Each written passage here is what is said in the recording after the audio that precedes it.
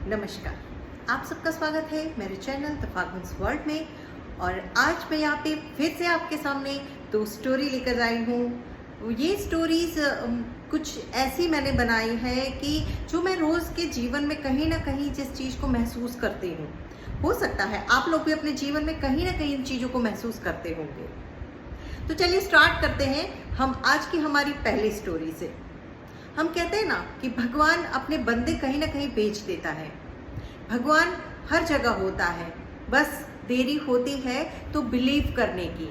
ईश्वर है और ईश्वर को बिलीव करना, यही बस एक हमारा काम होता है। अगर हमने ईश्वर को बिलीव करना शुरू कर दिया तो यकीन मानिए ईश्वर आपसे कहीं दूर नहीं है, वो बस आपके सामने आपके पास है, वो हर पल आपके साथ है। तो एक ये जो मेरी स्टोरी है जिसमें क्या होता है कि एक छोटा सा बच्चा होता है। ये एक छोटे बच्चे की कहानी है। हम कहते हैं ना कि भगवान जो है वो बच्चों को बहुत जल्दी से दिखते हैं, बच्चों के साथ बहुत जल्दी से कनेक्शन होता है उनका, क्योंकि बच्चों के मन में कोई दुर्भाव नहीं होता है, कोई भेद नहीं होता है। वो ना ही किसी के लिए दुर्व्यवहार रखते हैं मन में, ना ही किसी के लिए द्वेष रखते हैं, ना ईर्ष्या रखते हैं। तो एक बार क्या होता है कि एक छोटा सा गार्डन होता है जहाँ पे कुछ लोग घूम रहे होते हैं, कुछ लोग बेंचेस पे बैठे होते हैं और शाम का समय होता है। एक लेडी जो है वो अपने साथ अपने एक छोटे से बच्चे को लेकर आई होती है और वहाँ पे वो खेल रहा होता है बच्चा। अचानक ही वो बच्चा खेलते खेलते थक जाता है और बैठ जाता है उस बेंच पे जहाँ पे उसकी मम्मी बैठी होती है। सामने एक बंदा बैठा होता है और उसके साथ एक उसकी छोटी सी लड़की बैठी होती है। जब वो बाप बेटी बैठे हुए होते हैं और बात मतलब उसके जो फादर हैं लड़की के, वो उसको स्टोरी सुना रहे होते हैं। अचानक से ही जो ये लड़का खेलने आया होता है वो उठता है और कहता है कि अरे देखो कान्हा आ रहा है। एकदम से वो चीख पड़ता है और वो बंदा कहता है चुप कर, क्यों शोर मचा रहा है। जो अपनी लड़की को लेकर आया होता है, सामने वाली बेंच पे जो बैठा होता है, वो एकदम से चिल्ला पड़ता है। ये लड़का बेचारा डर जाता है, बच्चा है डर जाएगा किसी के चिल्लाने पे। वो फिर से बैठ जाता है अपनी मम्मी के पास। उसकी मम्मी बोलती है बेटा चुपचाप बैठ जा, तो ये जो हम घर से फ्रूट्स लाए हैं वो तो खा। अचानक से ये लड़का जो है वो फिर से चिल्ला उठता है कि वो देखो कान्हा आ रहा है। जो सामने बंदा होता है उसको बहुत गुस्सा आता है और वो एकदम से छोटे से बच्चे को धक्का दे देता है। जब वो बच्चे को धक्का देता है तो बच्चा गिरते गिरते रह जाता है, क्योंकि उसकी मम्मी जो है उसको पकड़ लेती है। बच्चे की मम्मी कुछ बोले उससे पहले ही जो उस बंदे की साथ उसकी बेटी आई होती वो एकदम से चीख पड़ती है कि पापा उसे मत मारो, वो भगवान का भेजा हुआ है, उसे कान्हा ने भेजा है। ये जैसे ही वो बच्ची चीखती है ये बंदा एकदम से सकपका जाता है और वो छोटे से बच्चे के पैर पकड़ लेता है, उसके सामने बिल्कुल ही नतमस्तक हो जाता है। अब वो जो लेडी आई है उसे कुछ भी समझ में नहीं आता, वो शॉक हो जाती है। आसपास के जो लोग होते हैं वो एकदम से शॉक हो जाते हैं कि अभी तो ये बंदा इस बच्चे को मारने पे तुल गया था और अब इसके कदमों में झुक गया, कैसे, ऐसा कैसे हुआ। वो पूछते हैं कि भाई साहब क्या हो गया अचानक से, आप अभी तो मेरे बच्चे को मार रहे थे और अभी एकदम से आप इसके पैरों में गिर गए। वो बंदा कहता है कि मेरी बहुत बड़ी गलती हो गई, जो मैंने इस बच्चे की बात को समझा नहीं। वो सही कह रहा था कि कान्हा आ रहा है, भगवान आ रहे हैं, यहीं पे है भगवान। क्योंकि मेरी ये जो बच्ची है 5 साल की हो गई लेकिन आज तक एक शब्द उसने नहीं बोला था। वो बचपन से ही गूंगी थी और आज वो लड़की एकदम से बोल पड़ी है, यानी कि भगवान है और भगवान ने ही आकर इस बच्ची को वाचा दी है। दोस्तों बहुत छोटी सी कहानी है, बहुत ही एकदम से 3-4 मिनट की ये स्टोरी है, लेकिन इस स्टोरी में यही सुनने का और समझने का है कि ईश्वर जो है वो कभी भी आते हैं, कहीं भी आते हैं, हर रूप में आते हैं, किसी भी रूप में आते हैं। वो हर हालात में हमारी मदद के लिए आते हैं, बस ज़रूरत है तो उनके उस संकेत को समझने की। दूसरी कहानी मैं यहाँ पे लेकर आई हूँ वो है हमारी सोच पे। कई बार होता है कि हम जो चीज़ें सोचते हैं, हम जो चीज़ें महसूस करते हैं और वही चीज़ें हम दूसरों के ऊपर थोप देते हैं और हम उस इंसान का कैरेक्टर, उस इंसान के व्यक्तित्व को, उस इंसान की हैबिट्स को वैसे ही महसूस करते हैं। फ़र्क होता है नज़रिया बदलने का। शुरू करते हैं इस दूसरी कहानी को। एक माँ और बेटी रह रहे होते हैं एक घर में। नए नए वो शिफ्ट हुए होते उस घर में, तो वहाँ पे जो है वो बहुत ही सुंदर सा घर था। कांच की खिड़कियाँ बनी हुई थी, लकड़ी की फर्श बनी हुई थी, और बहुत ही ज़्यादा जिसको बोलते हैं कि अल्ट्रा मॉडर्न तरीके से बनाया हुआ वो घर था, बहुत खूबसूरत था। और ये माँ बेटी भी बहुत सुलझी हुई थी, इनको सफाई पसंद थी, इनको हर चीज़ अपनी जगह पे रखना, हर चीज़ को मेंटेन रखना और जीवन को बहुत अच्छे तरीके से जीना। लेकिन जो बेटी थी उसमें एक अवगुण था, वो हर एक इंसान में कोई ना कोई नुस्ख निकाल लेती थी, हर एक इंसान में उसे कोई ना कोई गलती दिखती थी। क्या होता है कि उनके पड़ोस में भी सेम घर होता है और उस घर में भी एक फैमिली रह रही होती है।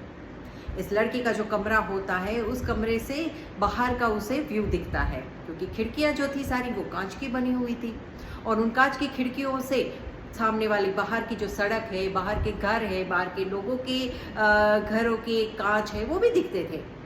होता क्या था कि ये लड़की रोज देखती थी कि सामने वाले घर में जो लड़की रहती है वो सफाई नहीं करती ढंग से। वो हमेशा अपनी मम्मी को बोलती थी कि मम्मी देखो, वो सामने वाली जो लड़की है ना, वो खिड़कियां जब साफ करती है ना तो बिल्कुल अच्छे से साफ नहीं करती, देखो कितना गंदे कपड़े से साफ करती है। और देखो गंदे कपड़े से साफ करने के कारण क्या हुआ, उन खिड़कियों पे वैसी की वैसी मिट्टी लगी हुई है। पता नहीं इसको क्यों नहीं आता खिड़की साफ करना।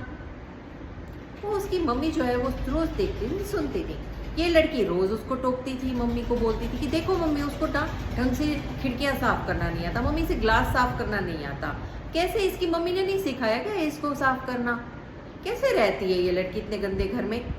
वो रोज उसके बारे में कुछ न कुछ बोलती थी।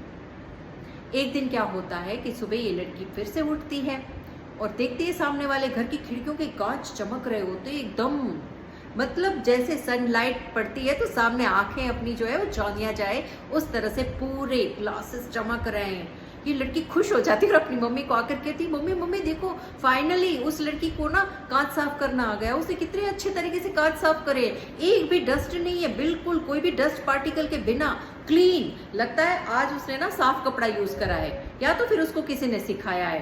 किसने सिखाया होगा मम्मी? एकदम से वो ऐसे सोच में पड़ के बात करती है।